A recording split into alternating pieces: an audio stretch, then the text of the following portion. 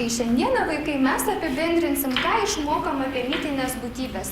Tai pamokos uždavinys, pirmiausia, kad bendradarbiaujate abi grupėse, mes šiandieną išmoksime taikyti naują mokymosi metodą. Jis vadinamas ŽNS. Tai žinau, noriu sužinoti ir jau sužinau. Pirmiausia, ant savo stalų jūs pasižiūrėkite, yra lapai padėti. Įsidalinkite kiekvienas grupės narys po vieną. Ir pirmoji užduotis, kuriai yra skirtas laikas viso labo tik tai 3 minutės, kiekvienas iš jūsų turi pagalvoti apie mitinės lietuvių sakmių būtybės. Kokias išvardinot, gal kokias kitur dar rasite ant stalo. Ir pirmiausia užrašyti, ką žinote. 2 teiginius. Toliau klausimus suformuluoti, kągi jūs šiandieną norėtumėte apie mitinės būtybės sužinoti. Aiški užduotis. Tu kaip papasako, kaip tu ją atliksi. Surašysiu, ką žinau. Taip. Teiginius apie mitinės būtybės, ką norėsiu sužinoti, klausimus kokius. Ir šitoj vietoj sustosim. Prašau, Svajūne. O čia kokias būtybės žinome? Kaip tu supranti, ar kokias būtybės žinai, ar apskritai, ką žinai apie taip, apie sakmes? Nežinai, ką nors sužinoti, nes jeigu labai būtų žinai. O, Eugenija, manau, kad kiekvienas žmogus dar gali kažką sužinoti, nes iš tos apklausos, kai jūs man sakėt, kokias mitinės būtybės išvardino, tai dar labai daug ką reikia mums sužinoti. Gerai, dėmesio 4 minutės, kol kas darbas savarankiškas, kiekvienas pagalvojate.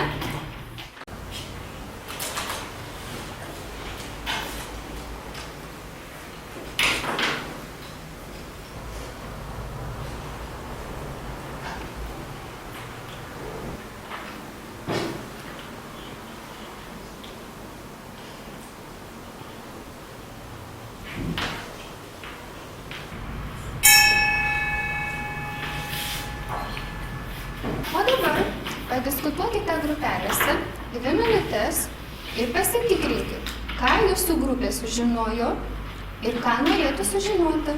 Ir pasiruošite pristatyti, ką jau visa grupė žino ir ką norėtų šiandieną sužinoti.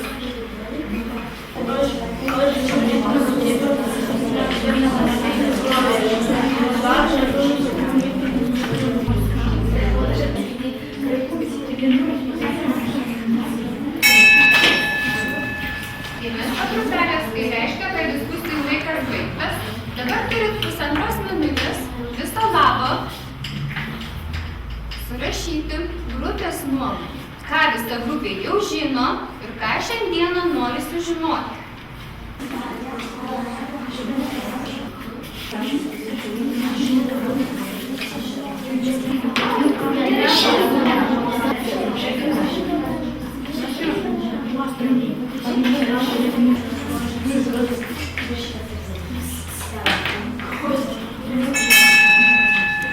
Dėmesio grupės laikas jau apibendrinimui baigėsi. Ar jau pasiskyrėte, kas iš komandos pristatys visos grupės nuomonę? Gerai. Pradėsime pagal laikrodžio rodiklį pristatinėti. Prašom, jūsų grupę. Mūsų grupė žino, kad mitinės būtybės yra geros ir piktos. Jos turi stebuklingų galių ir jų yra labai daug. Ir mes norim sužinoti, kiek stebuklingų būtybių yra iš viso ir kas jas sukūrė. Gerai. Dabar jūsų grupė. Mes jau žinome, jos yra stiprios, žinome jų charakterį ir išvaizdą. Vienas jų yra geras, o kitas blogas. Norime sužinoti būtybių veiksmus, jų gyvenimo būdą ir išvaizdą, iš kur žmonės jas sugalvoja. Puiku. Jūsų grupė. Mes jau žinome, kaip jos atrodo, žinome jų charakterius, norime sužinoti, kaip jos atsirado, norime sužinoti, ką jos dabar veikia ir ką jos valgo. Puiku. Ir ką jos valgo jūsų grupė? Mes jau žinome, kokiems žmonėms mitinės būtybės padeda, o kuriems ne. Ir kad mitinės būtybės gali būti geros ir blogos, o norime sužinoti, kur jos gyvena. iš tikrųjų iškėlėte skirtingus klausimus grupės, į kuriuos galėsite ieškoti atsakymų medžiagoje, kurie šiandienai yra parengta. Kaip matote, aš taip pat atsisėdusi namuose galvojau, kągi mes sužinojome apie mitinės būtybės. Jau darbuodamiesi pamokose ir man tiesiog iškilo tokie klausimai. Aš labai džiaugiuosi, kad jūs dabar atlikdami šitą užduotį patys beveik visus šitos klausimus išsikėlėt, juos suformulavot. Ir kokiu vardu šaukiamos, kaip atrodo mitinės būtybės, koks charakteris, sakėt, kad kai kurių jau mitinių būtybių charakterius jūs jau ir žinot, kur gyvenat, vat buvo iš tikrųjų klausimas, kad norit sužinot, kokias funkcijas atlieka, kaip gali pakenkti ar apsaugoti. Ant jūsų stalų yra padėta medžiaga. Tai yra tekstai. Prašom pasiimti ir išsidalinti tuos tekstus.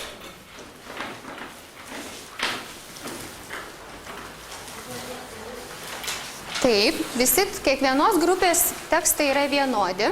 Kiekviena grupė nagrinės skirtingą mitinę būtybę. Dėmesio vaikai. Šitie klausimai lentoje, kai jūs darbuositės dabar savarankiškai ir grupėje visą laiką kabės, jūs turite savo grupės išsikeltus klausimus, kuriuos galėsit papildomai išsirašyti. Dabar skaitysite duotą tekstą labai atidžiai 10 minučių. Naudodami rašiklį arba pieštuką brauksite raktinius žodžius, būtent tuos raktinius žodžius, kurie yra susiję su jūsų klausimais, ar išsikeltais, ar tais, kuriuos aš pasiūliau.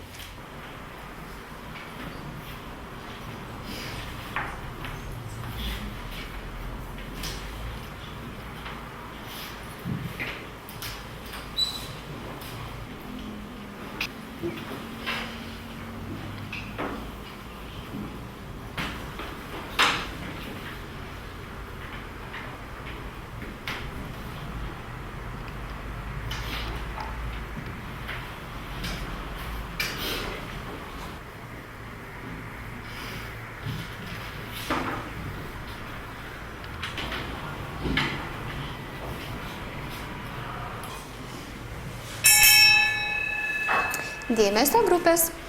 Dabar labai atidžiai pagalvokite. Štai yra lentoje klausimai, kurie pasako visą tiesą apie mitinę būtybę. Jūs turit savo grupės, susigalvoję specialių klausimų, ko dar norėtumėt sužinoti. Dabar per 4 minutės priimkit bendrą sprendimą. Ar atsakėte į visus šituos klausimus?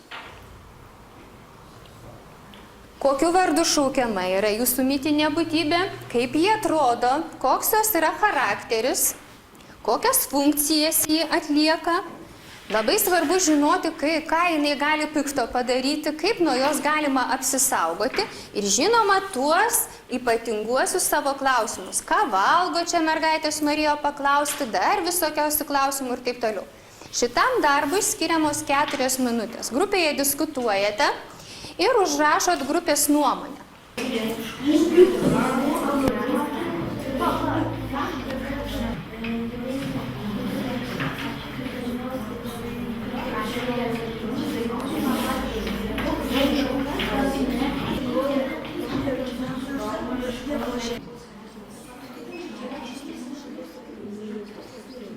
Labai atidžiai paklausykit, kokia bus kita užduotis.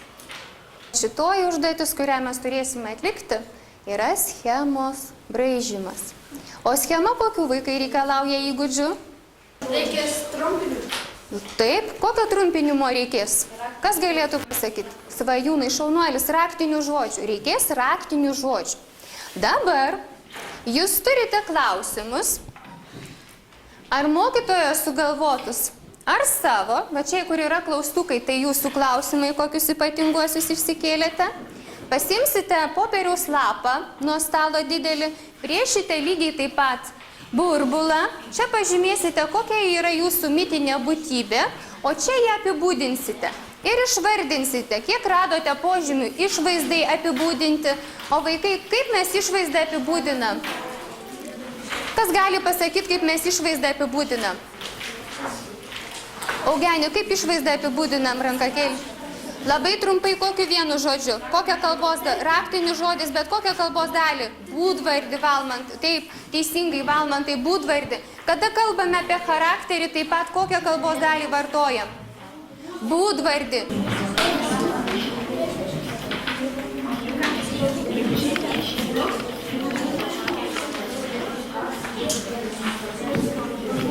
Po papiliuką, nes nespėsit ir tarkitės, ką rašytit ant spinduliukų, nes nespėsit.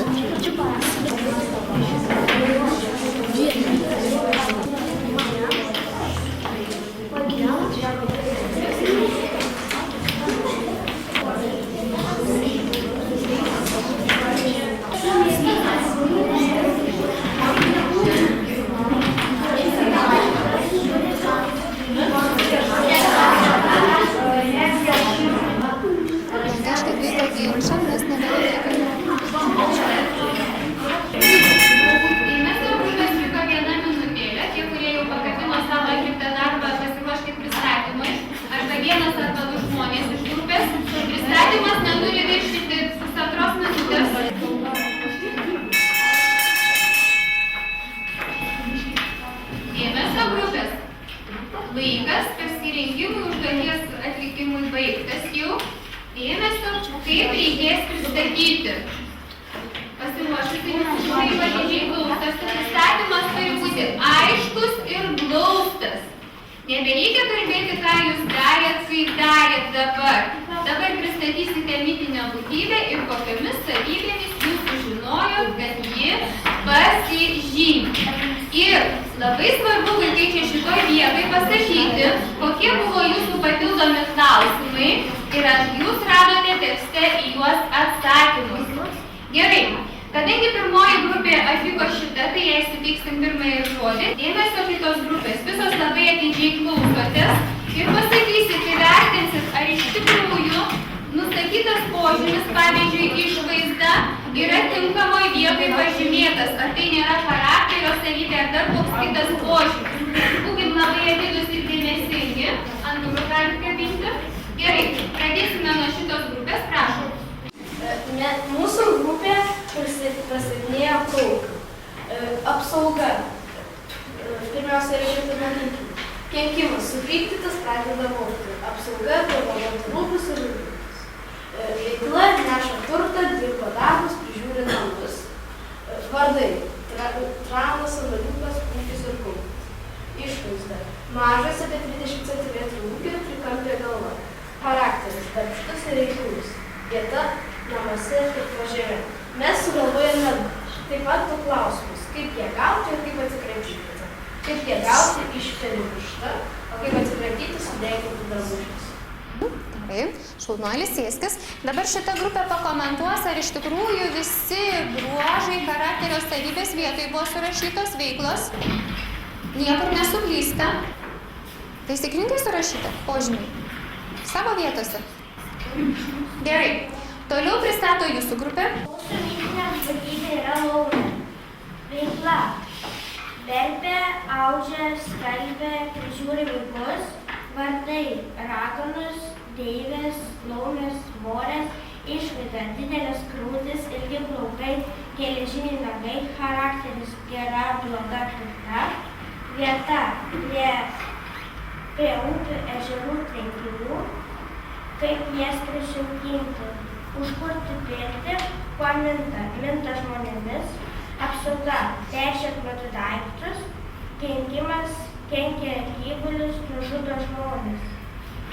Gerai, šaunuoliai.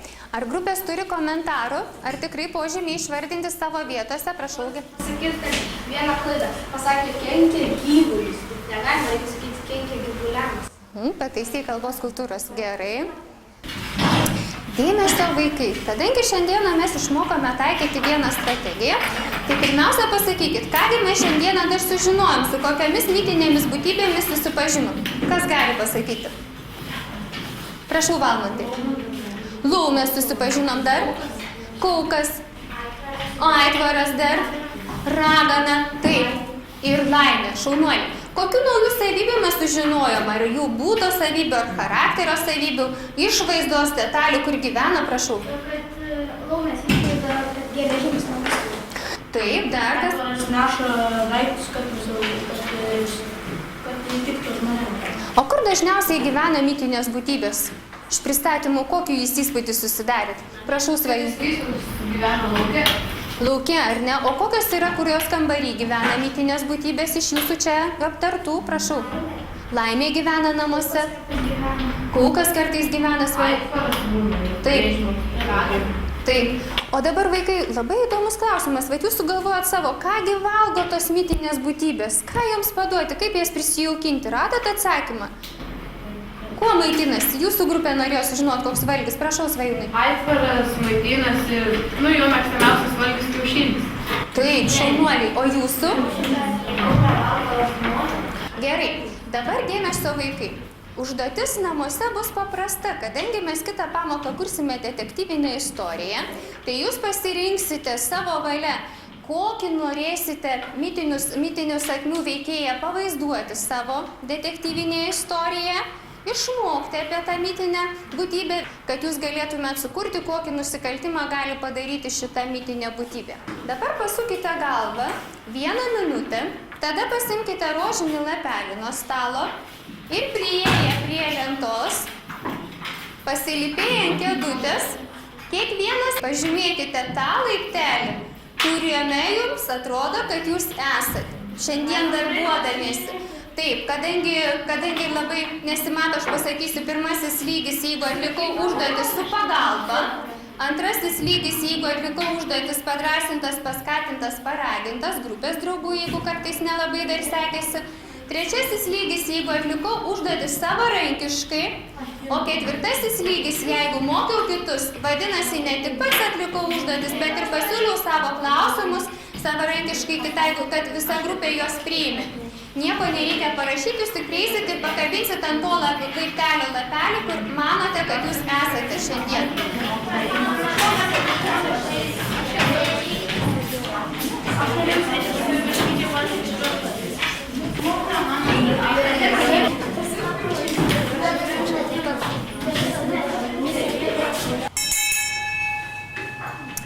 Dabar galim jau visi pasižiūrėti, kaipgi šiandieną mums sekėsi mokytis.